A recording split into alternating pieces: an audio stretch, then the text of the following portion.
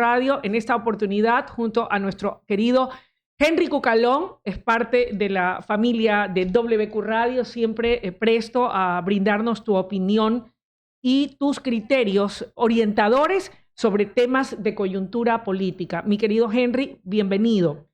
La Corte ha abierto la vía para la constituyente y hay voces encontradas. Algunos sostienen que esta luz verde o este paso expedito para la constituyente se da en virtud de las presiones políticas, las que finalmente le hicieron ceder terreno. Otros sostienen, en cambio, que ha actuado de acuerdo y conforme a sus facultades. Como abogado constitucionalista, ¿cuál es tu lectura de lo sucedido? Muy buenos días, gracias como siempre por la oportunidad. Buenos días con todos los seguidores y oyentes de WQ. Esto no es el todo o nada. Lo importante es que el país tiene una oportunidad de cambiar su constitución. Aquí el gran debate que existió, al cual yo me sumé, es que hay que hacerlo respetando las reglas. Esta constitución, la de Montecristi, de la cual yo he sido un crítico, no desde el fin de semana, sino hace muchísimos años, es la primera que tiene la oportunidad de ser un puente. Es la primera constitución en la historia del Ecuador que permite ser sustituida totalmente. Antes las constituyentes eran el producto de un golpe de Estado.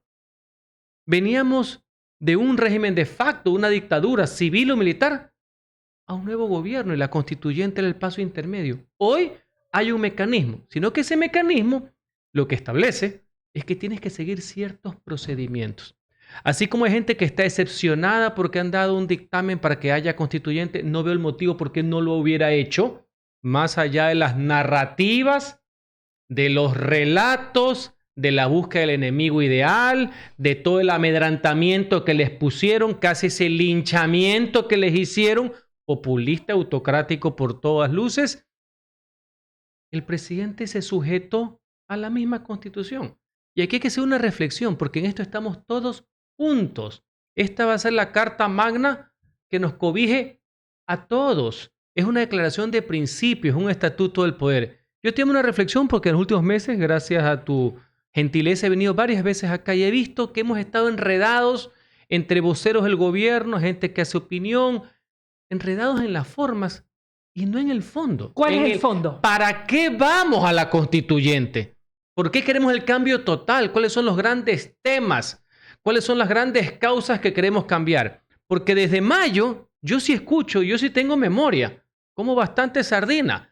Yo escuché que algunos decían, no, en una sola elección cambiamos la constitución. Decían que era express. Una sola elección. Después dijeron, no, no se preocupen, podemos hacerla a dedo, con asambleístas funcionales, como le decían, notables, creo que le decían. Y hasta hace unos días, el fin de semana, decían que la Corte Constitucional no tenía vela en el entierro, no tenía nada que hacer, que había que saltársela porque eran aliados de los narcotraficantes y los violadores.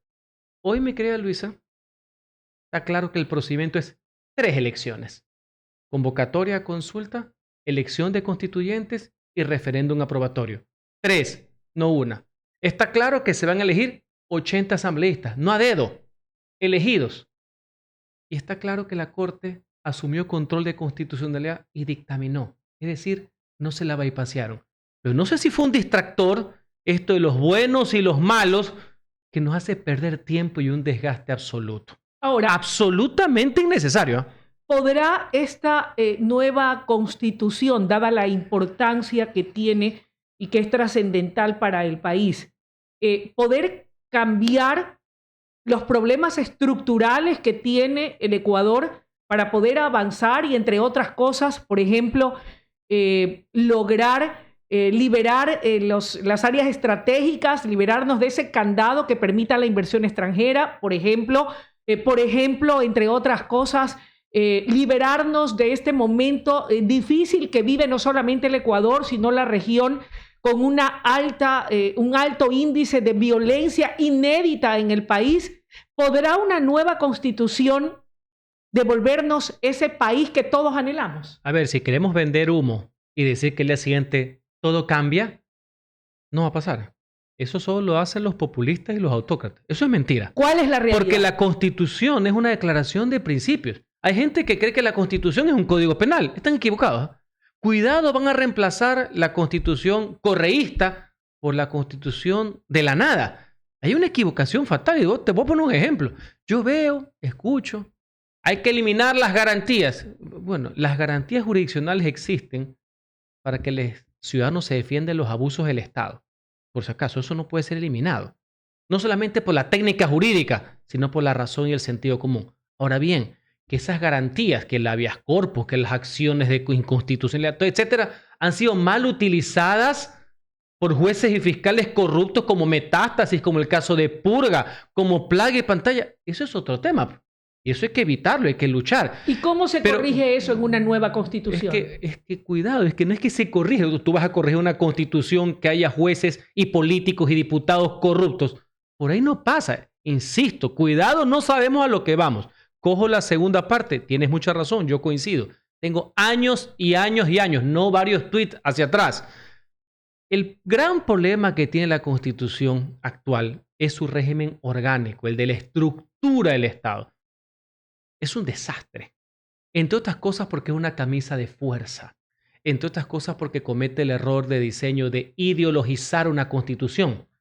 Cuando uno no puede tener esos candados que tú has referido. Cada gobernante tiene que poder implementar su plan de gobierno. Es lo normal, por lo que la gente votó. Entonces, en esa parte estructural, que es donde mucha deliberación va a existir, espero que no órdenes por WhatsApp, ¿no? Yo no quiero ver asambleístas como lo que ha pasado estos días. Por un lado, asambleístas que son incapaces de criticar que el propietario de su partido es alcahuete y cachiporrero de Maduro. Y otros que les ordenan destituir un consejero de participación con vergüenza. Ni siquiera hablaron, ¿no? El caso de Albán.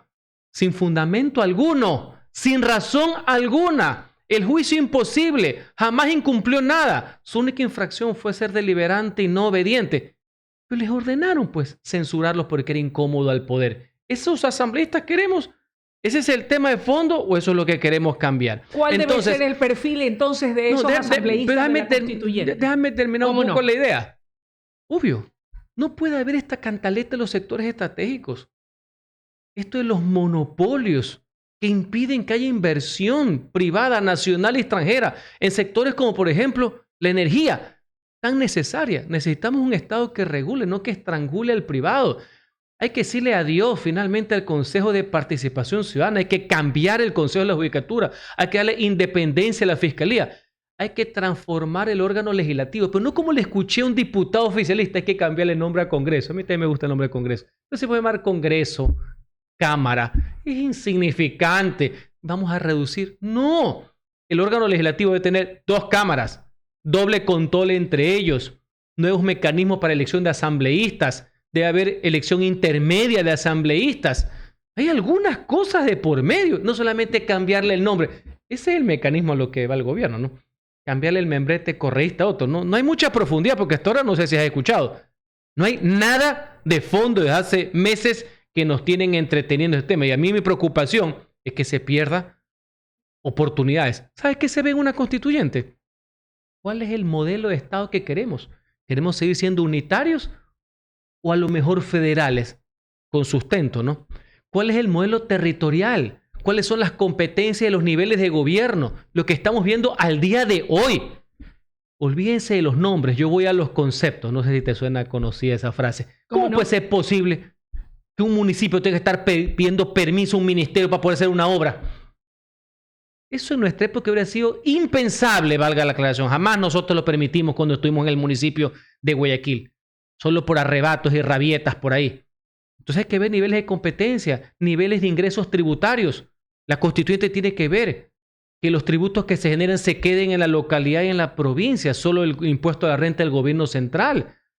Hay muchísimos temas que debatir, no imponer, ¿no? Cuidado, piensan que los asambleístas son sus lacayos y vamos a reemplazar a los que hicieron Montecristi por lacayos propios, que es lo que quiere alguna gente. Así que hay muchísimos temas. Tú me preguntas, ¿qué es lo que se puede hacer? Hay un tema que no está en ningún estatuto, no está en ningún artículo, ¿cuál? No está en ninguna coma, obvio. Responsabilidad política de las fuerzas y organizaciones políticas y una corresponsabilidad ciudadana. Tienen que poner a los mejores cuadros, no a sus esbirros, no a los que le pasan café u otras cosas, por así decir. Y ese es un tema que no nace de la Constitución ni de la ley. Es un asunto de responsabilidad. Y te voy a poner un ejemplo.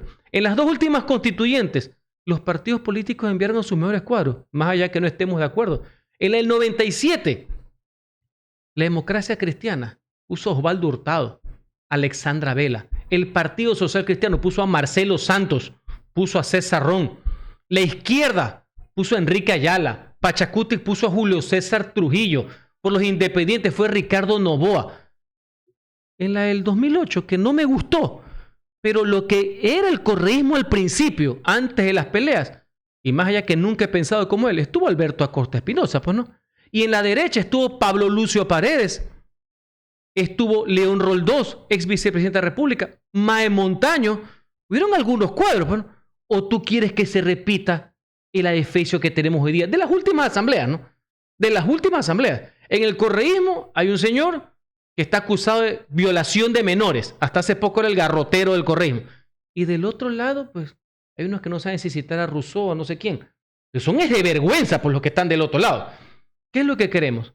Que se pasen tomando la selfie en una asamblea y la selfie en otra, porque recordemos que las dos asambleas van a convivir, como el modelo del año 1997, con la gran diferencia que en la constituyente del 97 estaba Osvaldo Hurtado Larrea y en el Congreso estaba Heinz Meller. O sea, los mejores de cada partido.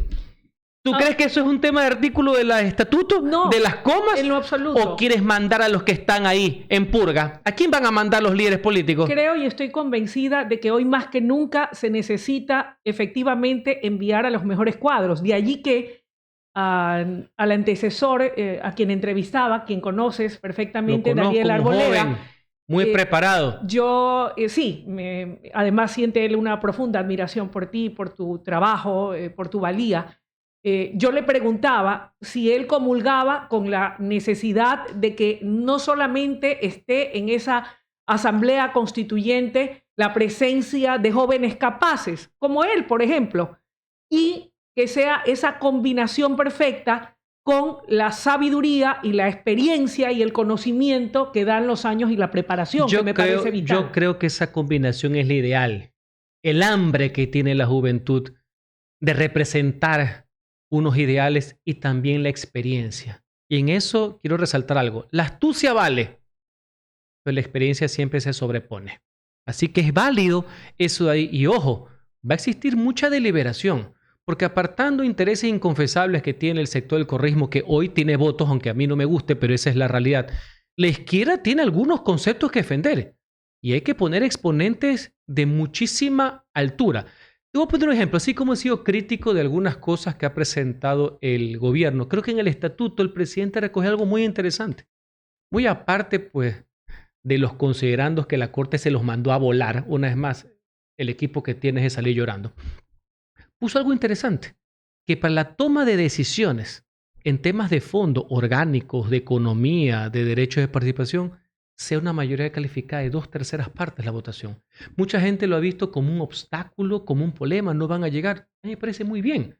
En el derecho constitucional comparado, tienes que encontrar la mayor cantidad de convergencias, de coincidencias, y eso está bien porque es un cuerpo normativo no de ganadores y vencedores y perdedores, es la que nos va a regir a todos. Solo como una anécdota, ahora que van a salir constitucionalistas al azar, en la Constitución del 97, la izquierda y la derecha se pusieron de acuerdo y votaron por unanimidad, no por 2/3 partes, es más el 90% de los articulados.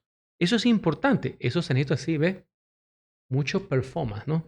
No performance de títulos, sensatez, sentido común, racionalidad, no ser pendencieros ni de un lado ni el otro. Esto no es de guerra de tweets. Esto es de conceptos. Hay temas muy importantes. Cuidado, esto va a generar una decepción colectiva, ¿no? Hay muchísima gente que está en desacuerdo con el gobierno, pero está de acuerdo con una constituyente. Viceversa, gente que apoya al gobierno y no sabe qué diablos es una constituyente. Pero hay los otros. Ya Correa volvió a insistir. A él sí le gustaría una constituyente, pero no por los mismos motivos que queremos tú y yo y quienes nos están siguiendo.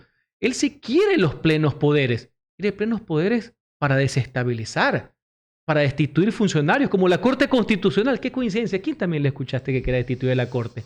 Eso es lo que quiere, para promover de nuevo la impunidad. Uno de los temas que ha quedado zanjados, como debe ser en el dictamen de la Corte, lo hemos repetido aquí en estos micrófonos. Primero es que no es de plenos poderes. Obvio que no es de plenos poderes. La nueva constituyente, si es aprobada en consulta por el pueblo ecuatoriano, tiene plenas facultades para redactar una nueva constitución. No tiene plenos poderes ni omnímodos para andar dando amnistías, para estar haciendo leyes, mandatos constituyentes, para destituir y designar funcionarios. Todo eso pasó en el 2007-2008, sino que parece ser que la gente no se acuerda. Eso lo único que va a generar es caos, relajo, inseguridad jurídica, mientras subsiste un Congreso Nacional o Asamblea. Así que muchísima sensatez. Si vamos a ir a esto, vamos a hacerlo bien. Más democracia, sí, y una asamblea por y para los ciudadanos. ¿Qué nos garantiza que de aquí en adelante el soberano le diga sí en la consulta popular a esa grandiosa e histórica oportunidad de crear una constitución diferente y a la altura de las necesidades del país, indistintamente de quién sea el gobernante de turno? Bueno, deberíamos dejar las prácticas pendencieras. Por ahí veo que el presidente anda confundido. Él quería jugar un partido sin árbitro y sin reglas. Y hubo un grupo de ciudadanos, entre los cuales estuve yo, que el día viernes pasado le manifestamos, vamos a la constituyente, sí, pero tienes que pasar por el control constitucional de la Corte. Tiene que haber un dictamen. Y eso fue lo que finalmente sucedió. Y qué bueno. Así que un poco más de lectura comprensiva o hay que sacarse las gafas. Aquí no es de enemigos o no enemigos. Esto es a favor del país. Y hablando de enemigos o de amigos, ¿cuál es tu lectura de las paralizaciones que hoy entran a su cuarto día? Una paralización nacional convocada por la CONAIE que a vista simple como que ha perdido fuerza y no es la misma que en su momento fue parte de las movilizaciones que se sumaron a las movilizaciones que ayudaron en el derrocamiento de otros gobiernos como el de Bucaram, porque también yo recuerdo como periodista, más allá de que tal vez no fueron los que la idearon o la pensaron, pero yo sí los vi en las calles, no sé si utilizados o no, pero con manifestaciones bastante elevadas de tono que también sumaron a ese derrocamiento o al de Lucio y que también pusieron a tambalear y a temblar algunos gobiernos que tuvieron que dar marcha atrás en sus decisiones sobre el tema de combustibles. Varias consideraciones antes de llegar a la reflexión final. Qué bueno que cites la historia. Efectivamente, esos grupos tuvieron una participación activa en las jornadas de febrero del año 97. Es más, en la resolución, muy criticada por algunos, convalidada por el pueblo ecuatoriano en mayo del 97, por la cual se destituyó a Bucaram, una de las exigencias de Pachacutic y los sectores indígenas, ¿sabes cuál fue? Y esa está en la parte final de la resolución, la convocatoria de una constituyente. Por si acaso, ¿no? Es historia reciente, no estamos hablando de García Moreno ni de Alfaro, historia reciente. Por eso van a la constituyente, porque fue parte de los acuerdos, nos guste o no, de los eventos de febrero del 97. Punto 1. Punto 2. Protestar es legítimo y protestar está garantizado por la Constitución y es un principio democrático. Lo que no podemos tolerar, y en eso hay que hacer fuerza con el gobierno dentro del marco de la ley, es las paralizaciones. Y peor cuando son de servicios públicos, de carreteras, porque lo único que genera es anarquía, lo único que genera es vandalismo y eso no está bien. El pueblo ecuatoriano no resiste mayores hechos de violencia, que lo único que hacen es empobrecer mucho más a la gente. Solo en el último paro, el del año 22, el que le hicieron al presidente Guillermo Lasso, costó $1.000 millones, casi el valor del subsidio, que son 1.100 millones. Se empobrece mucho más a la gente. Y lo peor es que lo que comienza como una legítima protesta, después torna a un interés distinto. Lo que hizo el correísmo del 19, quererlo derrocar al presidente Moreno. Y lo que hizo el correísmo y otros que lo estaban alcahueteando sin dar la cara, por supuesto, fieles a sus estilos, que en el año 22 también quisieron derrocar al régimen del presidente Lasso, con un tema que ahora lo conocemos gracias a Metástasis. Hubo mucha vinculación de actores relacionados a actividades ilegales y narcotráfico, porque lo único que querían era la desestabilización, por poner un ejemplo. Qué bueno que hoy hay mayor madurez por parte de la clase política. Yo mismo he dicho, hay que respaldar al gobierno en la eliminación del subsidio de los combustibles, con las compensaciones que se está haciendo, que me parece muy bien. El debate pudiera ser, si fuera proactivo, es dónde van a ser utilizados los 1.100 millones. Ese es un debate proactivo, no porque se elimina algo que, como hemos conversado aquí, Luisa, no favorece a los más pobres, sino a los contrabandistas, a las economías ilegales, a la minería y al narcotráfico. Y en otras circunstancias, porque no puedo ponerlos en el mismo grupo, a personas que sí tienen, cuando el subsidio es para los más pobres. Así que nada de ese tipo de acciones. Eso no le conviene al país y los ciudadanos lo repudian. Hay un mayor nivel también de concientización ciudadana, ¿no? Que saben que este tipo de situaciones no tienen ningún norte.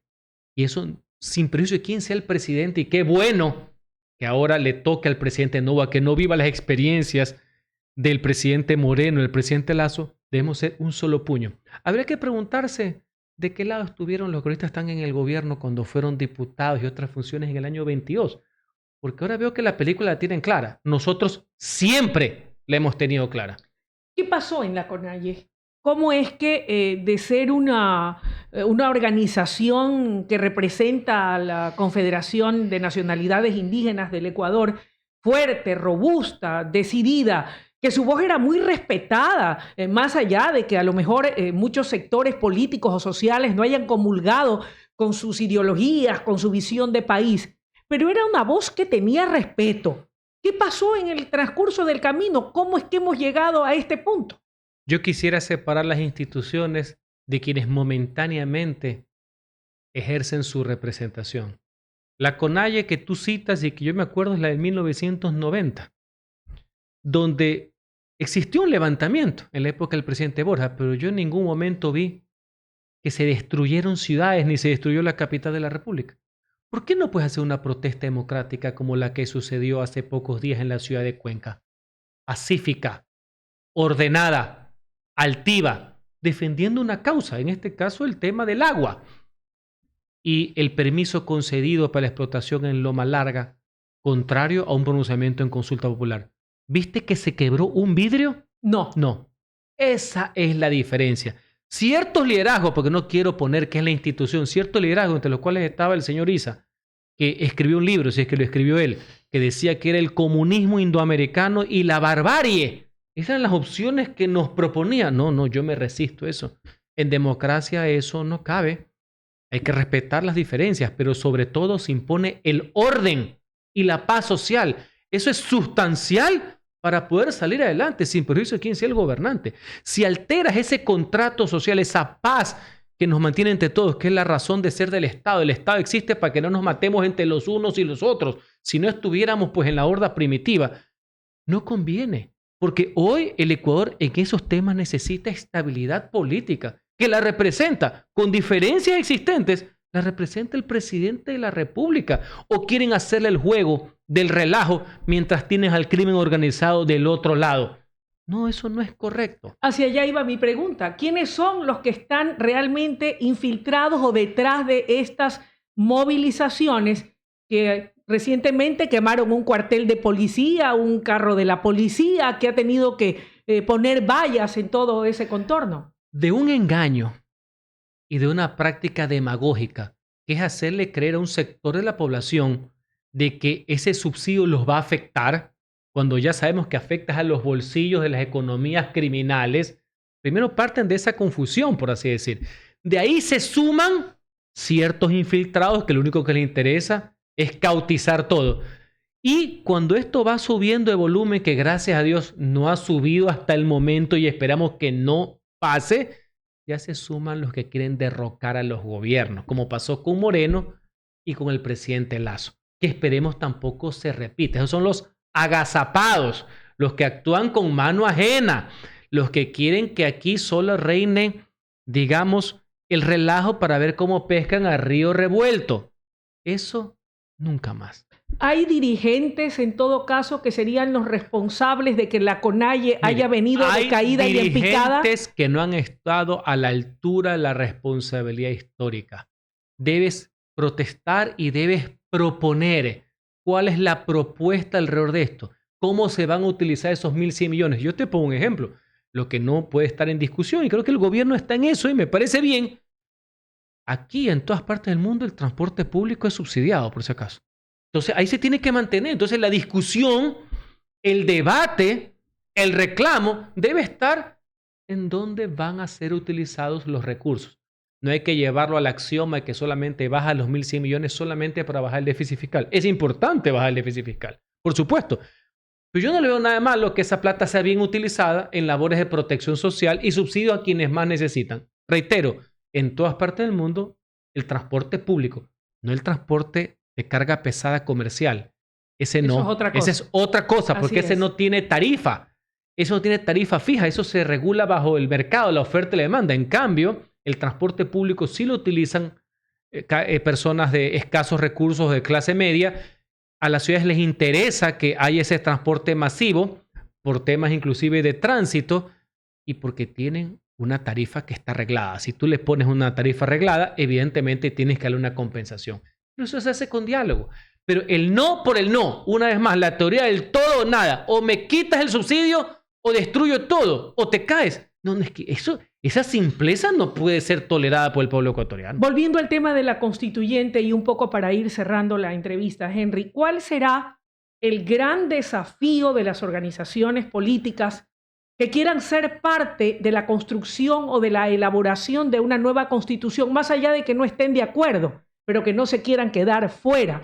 ¿Cuál será ese gran desafío de la sociedad en su conjunto, pero de manera principal de las organizaciones políticas, indistintamente de que no hayan estado a favor de una constituyente? Poner a sus mejores cuadros e invitar a la gente más preparada, y cuando digo preparada no solamente digo instruida, va más allá de los títulos, no todos tienen que ser abogados, a la gente más preparada y honesta que en el país, que hay mucha gente comprometida con una labor muy seria como es redactar una nueva constitución. Si no leen el momento, o quienes tienen hoy, no sé mañana, más votos que el resto, porque hoy día hay dos fuerzas políticas que tienen más votos que el resto. Hoy me resisto a llamarle partidos, porque por coincidencia los dos, su nombre son las siglas de sus propietarios, así que partidos no son. Pero estas dos fuerzas políticas también tienen una responsabilidad. O van a seguir degradando la participación, o van a poner puro yes man o yes woman, por así decir. No, tienen que abrirse.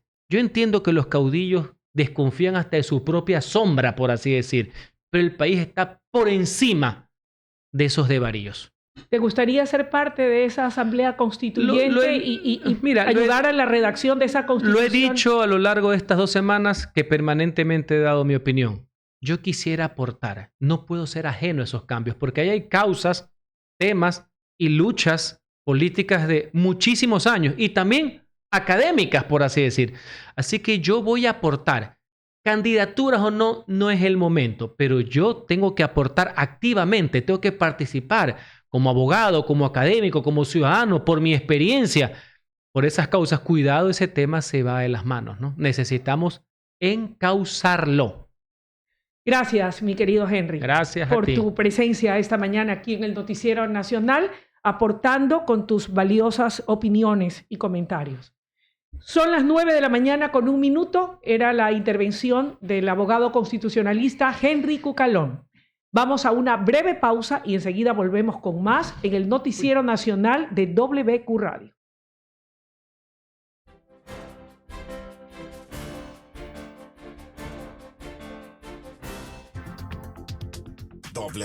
WQ 102.1 FM. La encuentras en todos los canales.